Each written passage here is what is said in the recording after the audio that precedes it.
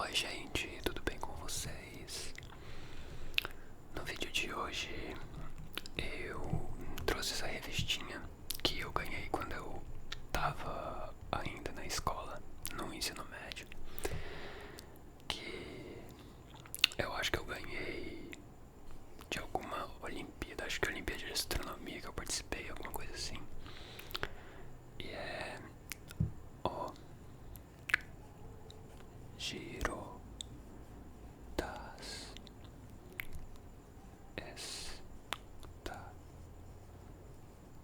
Estações. O Giro das Estações. Ciência hoje das crianças. Eu vou ler algumas coisas que tem aqui que eu acho interessante. Essa revista ela tava perdida no meu guarda-roupa.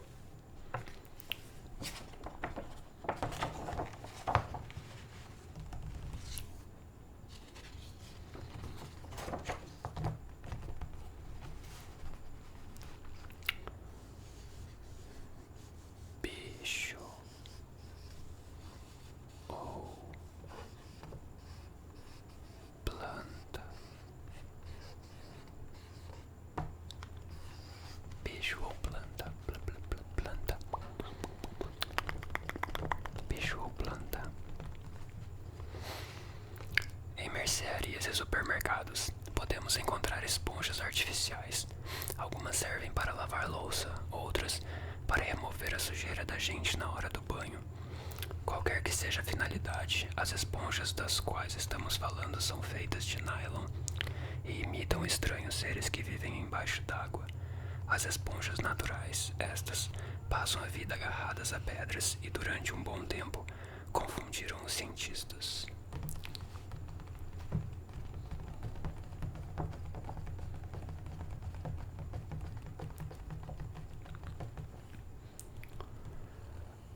As esponjas são encontradas no fundo do mar, têm cores e formas variadas, mas todas vivem grudadas a pedras ou ancoradas na areia. Algumas são parecidas com as esponjas artificiais que usamos para tomar banho ou lavar a louça. Outras são bem curiosas, podendo ser mais de 1 metro de altura ou serem tão finas quanto uma folha de papel. Esses seres da água já deram muito trabalho aos cientistas. Com algumas características dos animais e outras dos vegetais, as esponjas pareciam não se encaixar em nenhum desses reinos. À primeira vista, elas parecem ser plantas, por não se locomoverem. No entanto, a característica que melhor separa as plantas dos animais é o modo como cada um obtém o alimento que precisa para sobreviver. As plantas produzem seu alimento a partir de água e gás carbônico na presença da luz, no processo chamado fotossíntese. Já os animais obtêm os nutrientes que precisam comendo plantas, animais herbívoros ou outros animais carnívoros. E as esponjas, se fossem plantas, elas teriam de possuir clorofila, substância indispensável para a realização da fotossíntese, mas não possuem. Se fossem animais, teriam de captar o próprio alimento, mas como se elas não saem do lugar? Só com o desenvolvimento de microscópios que nos permitem identificar detalhes invisíveis a olho nu, foi possível entender melhor as esponjas. Afinal, não é fácil compreender como sobrevive um ser que não tem olhos, boca, nariz, braços ou pernas e que também não faz fotossíntese. Com experiências em laboratório, descobriu-se que a água entra por pequenos buracos na superfície de seu corpo, os poros, e sai por buracos maiores, chamados de ósculos. No caminho, a água circula por uma rede de canais que cobre todo o corpo da esponja, e no meio desses canais há redes extremamente finas que aprisionam partículas orgânicas, como pelotas fecais e fragmentos de animais mortos, e também seres muito pequenos, como bactérias. Caiu na rede, as células da esponja tratam de digerir. Esse processo em que as células captam o alimento é chamado de fagocitose. Fagocitose. Acho que eu tô falando o nome certo. Fagocitose. Foi a constatação de que as esponjas não retiram seus nutrientes do solo, como fazem as plantas, e sim, precisam se alimentar de vegetais e outros animais, que serviu para incluí-las no reino animal.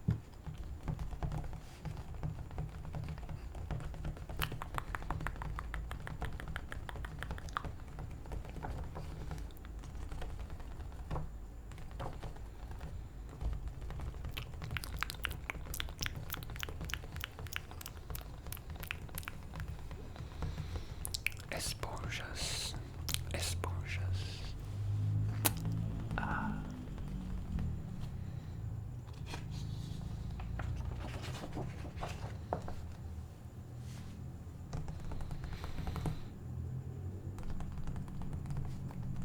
Esse barulho é muito gostosinho.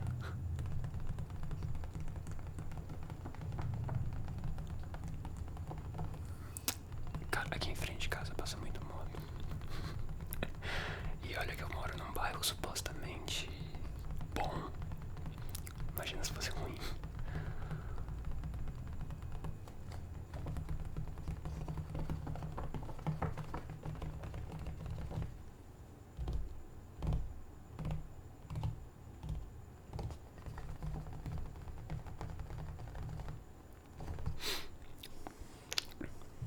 A vida numa pedra. Imagine como deve ser difícil viver agarrado a uma pedra, sem poder andar ou nadar. Um animal assim deve enfrentar dificuldades para, por exemplo, fugir dos predadores e se reproduzir. Hoje a minha dicção é maravilhosa. Já sabemos que a esponja se alimenta das substâncias que filtra da água, mas como ela consegue superar as outras limitações que seu modo de vida lhe impõe? Para se defender de predadores, as esponjas produzem várias substâncias, a maioria delas altamente tóxica. O gosto dessas substâncias faz com que os animais evitem comer as esponjas. No que se refere à reprodução, é interessante notar que algumas esponjas são hermafroditas, possuem os dois sexos, e outras são dioicas, ou seja, possuem os sexos em indivíduos separados, como na maioria dos animais, em que existe o macho e a fêmea. No caso das dioicas e de quase todas as hermafroditas, a fecundação ocorre assim. A esponja libera seus espermatozoides na água e eles vão em busca dos óvulos de outros indivíduos. A união do óvulo com o espermatozoide, que pode ser interna, isto é, dentro da esponja de sexo feminino, ou externa, quando os óvulos são liberados na água também, resulta na formação de um embrião de esponja. Depois de se desenvolver, o embrião se transforma em uma larva que consegue se locomover por curtas distâncias. Repare que essa é a única fase móvel da vida das esponjas e determina a distribuição geográfica das espécies, pois elas se locomovem até encontrar um lugar para se fixar. As várias formas de reprodução de esponjas permitiram que elas se espalhassem por praticamente todos os ambientes aquáticos. No mar, elas são encontradas em lugares muito diferentes, como recifes costeiros, cavernas submarinas e fossas abissais, que são como grandes poços ou buracos no fundo do mar, onde a profundidade pode ultrapassar 10.000 metros. 10.000 metros. É muito fundo. Ambientes de água doce, como rios e lagos, também têm suas esponjas. Elas são raras apenas em lugares com fundo de areia, que são muito instáveis para elas se fixarem.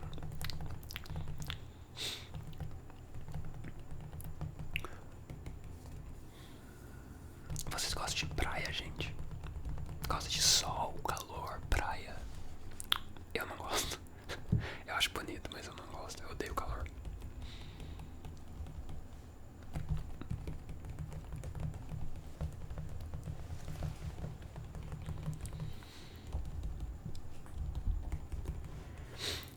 Mil e uma utilidades. As esponjas possuem mais funções do que podemos imaginar. O seu sistema de filtragem tira várias partículas da água, tornando-a mais limpa, e animais marinhos usam seu sistema de canais como abrigo para se protegerem de predadores. Não se sabe exatamente quando as esponjas começaram a ser usadas na limpeza, mas por volta do ano 350 a.C., os gregos já davam a elas essa finalidade. Atualmente, as esponjas são usadas em pesquisas científicas. A partir delas, é possível medir o nível de poluição marinha, pois, como são filtradoras, as esponjas podem retirar da água e acumular seus tecidos. Ah, continua aqui em cima. Disfarça. Vou ler aqui de novo, então. Oi, cachorro. A partir delas, é possível medir o nível de poluição marinha, pois, como são filtradoras, as esponjas podem retirar da água e acumular em seus tecidos muitas substâncias poluentes. Medindo o nível de concentração dessas substâncias no corpo das esponjas, Nossa. Hoje a minha dicção tá horrível. Eu ia cortar esse teu vídeo, mas eu não vou cortar só pra vocês verem como tá minha concentração. Tá parecendo uma ameba.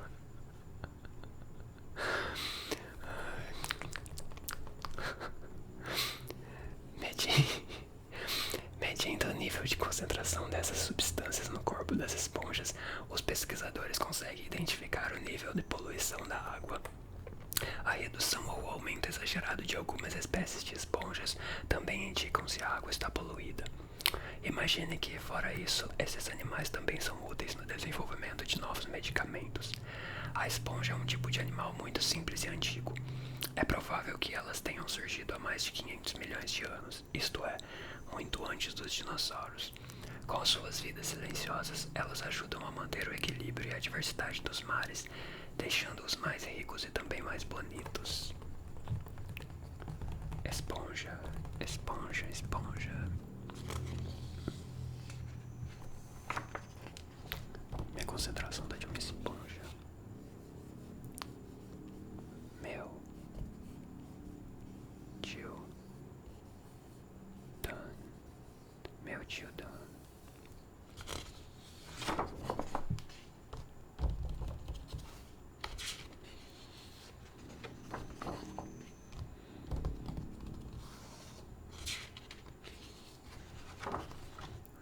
Eu achei isso aqui interessante. A idade de uma rocha. Se alguém pegar uma pá e começar a escavar no quintal de sua casa, tem muito mais chance de encontrar algum osso que o cachorro de estimação da família enterrou do que petróleo. Muitas pessoas pensam que um poço de petróleo é um buraco que vai até uma espécie de caverna subterrânea, cheia de óleo. A realidade é bem diferente. O petróleo se forma a muitos metros abaixo da superfície terrestre, em rochas ricas em restos de micro-organismos depositados há milhares de anos. As rochas onde o petróleo se forma são chamadas rochas geradoras. A partir delas, esse óleo flui para outras rochas vizinhas, que por sua consistência mais porosa, recebem o petróleo funcionando como uma esponja. Essas rochas são chamadas de rochas reservatório. No Brasil, a maioria dos reservatórios é encontrado no fundo do mar, em rochas do período Cretáceo. Cretáceo, Cretáceo, Cretáceo, Cretáceo, Cretáceo. Isso quer dizer que boa parte do petróleo brasileiro se formou com restos de seres que viveram entre 140 e 65 milhões de anos atrás. Sabendo que o petróleo costuma aparecer em rochas com essa idade, é importante para os cientistas desenvolverem técnicas simples e confiáveis para se datar as camadas de pedra estudadas. Afinal de contas, fazer um furo para procurar petróleo custa muito mais caro do que você imagina. Usando aparelhos adequados, o preço pode chegar a alguns milhões de dólares. Assim, antes de sair esburacando tudo por aí, os cientistas realizam alguns estudos, e é aí que entram os microfósseis. Como os seres vivos estão sempre evoluindo, com a origem e a extinção de espécies ao longo de milhões de anos, os fósseis acabam servindo como uma pista da idade da rocha em que foram encontrados. Isso é muito importante, pois no caso de uma pesquisa em solo brasileiro, por exemplo, se descobrirem que a camada de rocha é do período Cretáceo, potássio, então há mais chances de haver petróleo. A preferência dos cientistas pelos microfósseis em vez de fósseis grandes é porque os primeiros são muito mais abundantes na natureza. 1 grama de sedimento pode conter milhares de microfósseis. Achar um osso de dinossauro, no entanto, é muito mais difícil.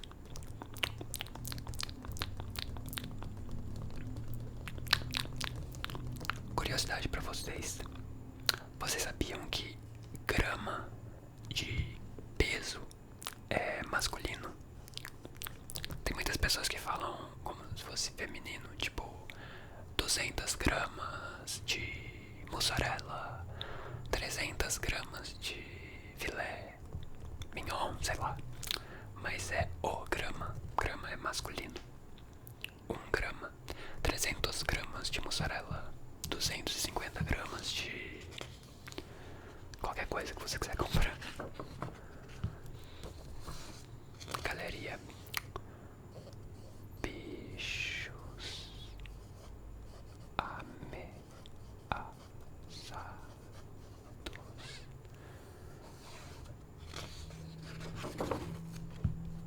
Olha o macaquinho. Macaquinho.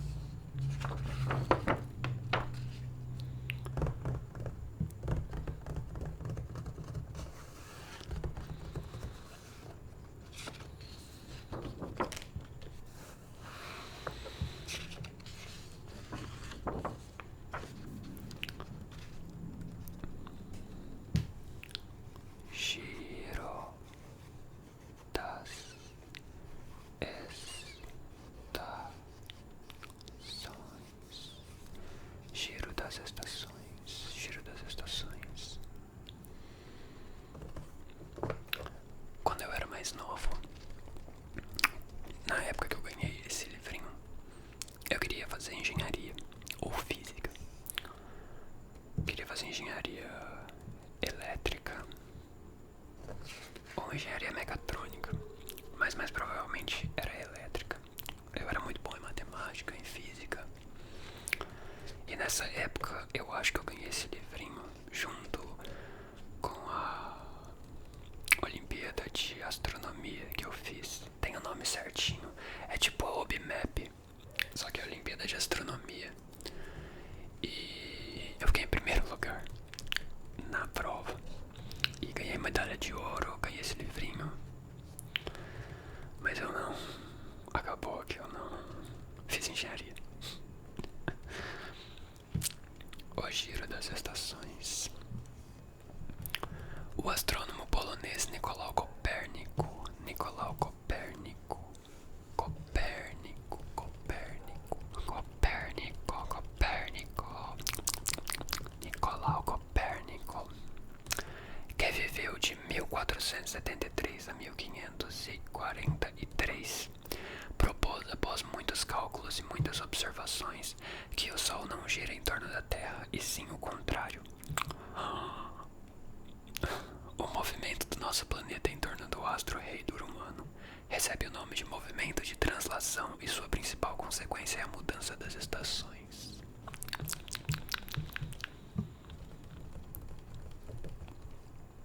As 4 estações. Foi no período do Império Romano, do século I ao século IV, que as estações foram batizadas como primavera, verão, outono e inverno. Os nomes vêm do latim primavere, que significa no começo do verão, veranum, autunno e hibernus. Durante o verão, os dias são mais quentes e mais longos. No inverno, acontece o contrário. Por quê? A linha reta que une os polos norte e sul é chamado eixo terrestre. Quando a Terra gira em torno do Sol, o eixo terrestre fica ligeiramente inclinado em relação ao plano do movimento. Por causa desta inclinação, a luz e o calor do Sol não chegam com a mesma intensidade em todos os pontos da Terra ao longo do ano. Dependendo da época do ano, o hemisfério sul pode receber mais calor solar do que o hemisfério norte. Neste caso, é verão no sul e inverno no norte. Quando é o hemisfério norte que recebe mais calor, é verão no norte e inverno no sul. A posição do Sol no céu e a inclinação dos raios solares também variam, junto com a mudança das estações. Tomemos o exemplo de um observador no Rio de Janeiro, e ao meio-dia, início do verão, ele estará sentindo um enorme calor, pois os raios solares estarão chegando quase perpendiculares ao chão. Nesse instante, se ele olhar ao seu redor, irá notar que está faltando alguma coisa que sempre o acompanha, a sua sombra. Calma, não se trata de nenhuma bruxaria. É que o sol está praticamente sobre sua cabeça e por isso sua sombra é projetada extremamente abaixo dele. Um prédio retangular e vertical, por exemplo, não fará sombra alguma, a não ser que tenha marquises. No mesmo instante, o hemisfério norte, as sombras estão imensas, indicando que os raios solares estão chegando pouco inclinados. É o início do inverno. Inverno. Vocês preferem verão ou inverno? Eu não sei se já perguntei isso. Eu prefiro o inverno. Na verdade, eu prefiro o outono porque é mais bonito. Mas aqui no Brasil não faz muita diferença, porque é tudo a mesma coisa.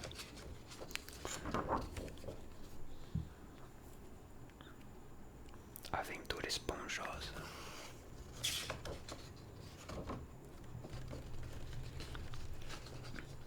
Perdidos no Mares. Perdidos no Mares. Esse nome é real. Perdidos no Mares.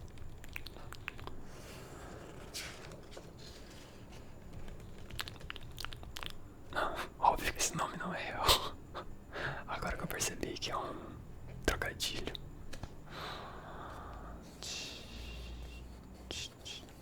Qual é o caminho?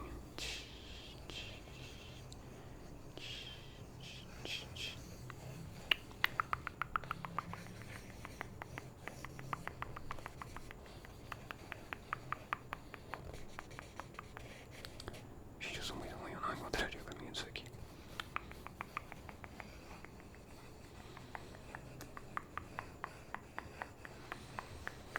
Deixa eu tentar fazer o reverso.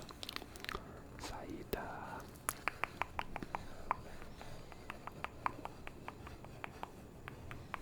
Achei. Aqui, aqui. Aqui, aqui. Aqui. Não. Não achei, na verdade. Aqui, não.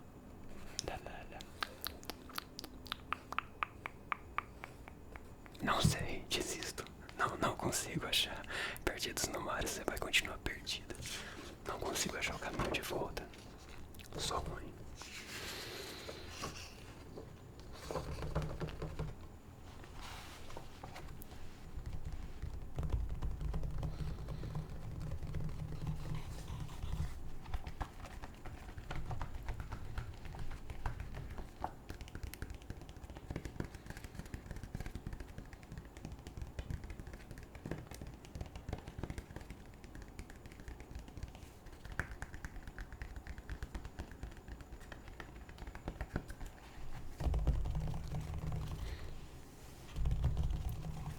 Bom, gente, eu vou ficando por aqui hoje. Esse foi o vídeo. Espero que tenham gostado dessa revistinha, né? Espero que tenham gostado. Não deixe de deixar o like, comentar, falar algum tipo de ASMR que você gostaria, algum livro que você quer aqui, ou simplesmente deixar algum comentário de apoio. Eu agradeço muito o apoio de todos vocês. Muito obrigado, e até o próximo vídeo. Tchauzinho.